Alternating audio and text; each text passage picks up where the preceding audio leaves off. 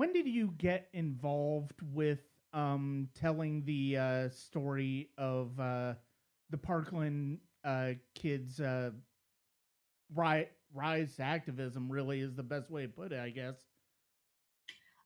Really, only days after the shooting at the school there at the Marjorie Stoneman Douglas High School, I was pursuing another project. Oddly, coincidentally, in Tallahassee, I was in Tallahassee filming, and I was there on the steps of the Capitol when that shooting occurred. And I had made the film Newtown several years before about that horrendous shooting, and so it felt, although I did not intend to take on something else that had it was gun violence related. I felt at that point I was sort of with my camera and chronicling the birth of what did feel right away like something different and a movement. And so it very quickly evolved into something that was not about the Parkland shooting in any way, but about the rise of a youth movement that at the time, felt sparked by the issue of gun violence. But since that time, and I think the film, in the way that we tried to render it, is really goes well beyond, certainly well beyond Parkland and well beyond the gun issue. Mm-hmm. And a film about the rise of a youth movement that sparked so many other people, including people like Emma, after they pulled off one of the largest youth protests in American history. Mm-hmm. And one of the things that I really enjoyed about the film and really got a lot out of the film was it basically shows the way these kids really, the way that they're being thrust into the spotlight, of their own making to a certain extent, the effect that has on them, and the way that can impact them, in addition to dealing with the trauma of what happened. Absolutely. I mean, I really did try to mix the external and the internal experiences of those kids, and use it as a way to have a lens into, certainly not all of Gen Z, but to render. At one point, Cameron Kasky says a great line in the film about his generation, and about being either you have to be nihilistically optimistic or blissfully ignorant. And he says, I'm going for number two, but I can't because I care. And I think that says a lot. I think in every generation, there's a portion of people who feel they take it in more, and they feel they need to do something about it. And, that's true of any age group and any time in history. So this was that particular contingent of youth in this particular moment of history that took that on. And but they are in a time that feels unprecedented to me. Yeah. From my eyes, which is a different, several generations beyond them. Were there any particular challenges that arose when it came to telling this story? Oh yeah. What long labor of love film doesn't have challenges? I think one of the challenges was that this was a story that already had a ton of press, and the kids were, there was a real onslaught of media from day one. Mm-hmm. And so when you're a documentarian doing an independent documentary who's told, hey, kids that age don't even watch documentaries, full-length documentaries, and trying to, so the building of trust is something that, I love a good challenge. And I, from the get-go, and they're also a group of young people, for really good reason, that are cynical and savvy, very media savvy. So they have a very good BS generally monitor. I did when I was that age. They can smell when someone's trying to exploit, or pretty fast.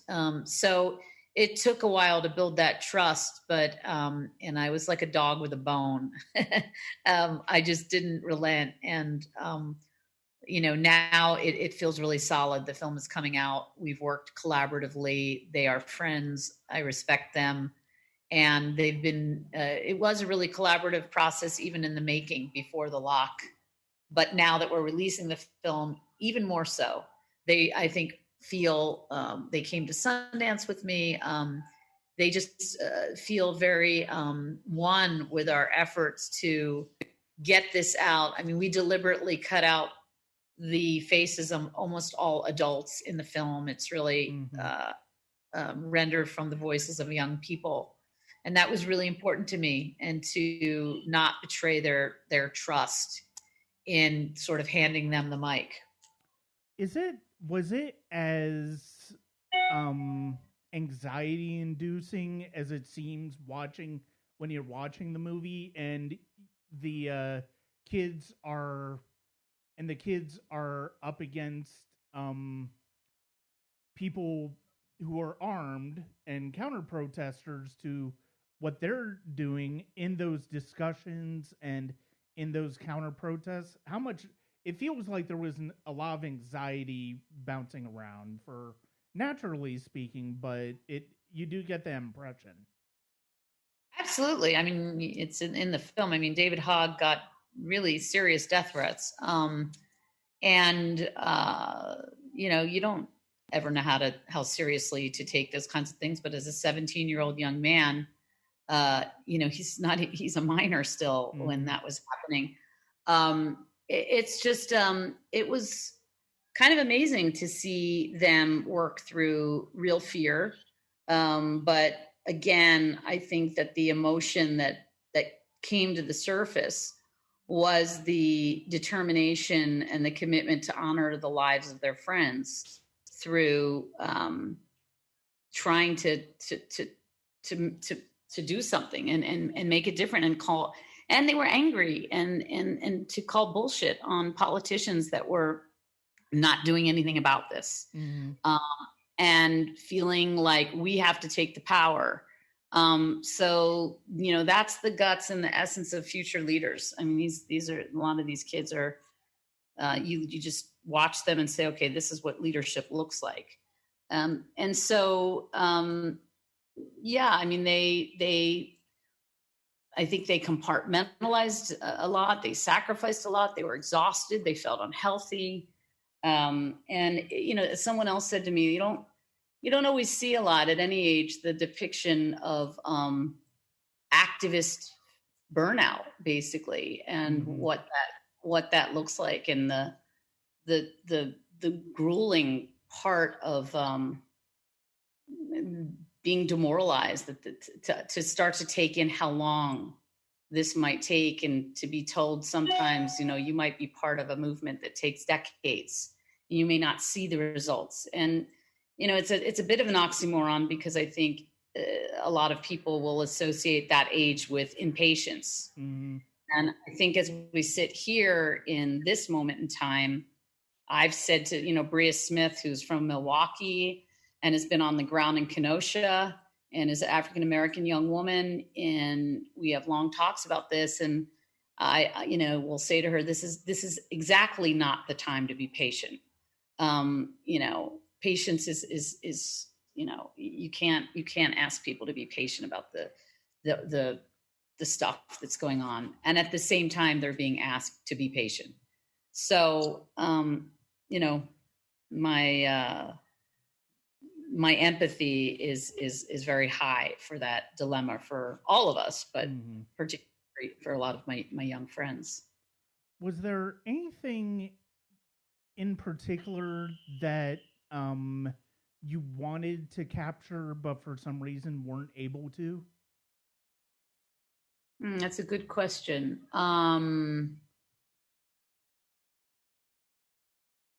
There were, let's see.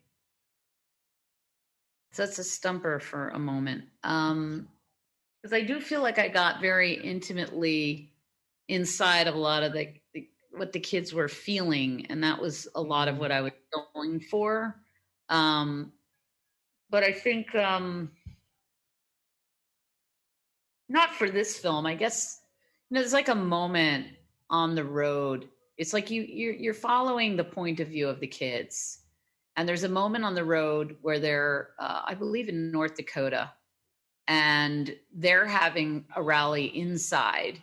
They would go and have these town halls, not a rally, a town hall, and there would be counter protesters that would form outside, and we would sometimes, well, not sometimes, all the bump back and forth with different cameras.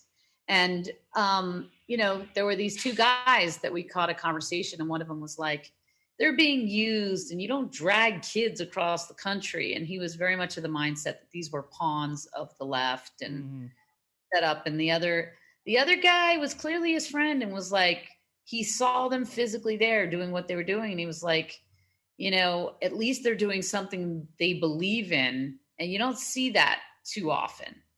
So I could see that there was definitely moments in, as polarized as the country feels right now, there were definitely moments of human contact. And that was the other thing with the kids, was to watch the patience. There was patience there in the willingness to listen to sometimes people that I would have walked away from much faster. But they really wanted to display a civic dialogue that I think was a part of this country, certainly at way more than at other times in this moment in history, that people were able to have dialogues about things they disagreed on in a way that was civil and respectful. So they would I have wanted to follow those guys home and in North Dakota and get more? It would have been another movie, but yeah. Okay, well, thank you very much. I'm glad we were able to talk about this. I really like the film, and I do think it's one that strikes a chord. Thanks so much for taking the time. Thank you.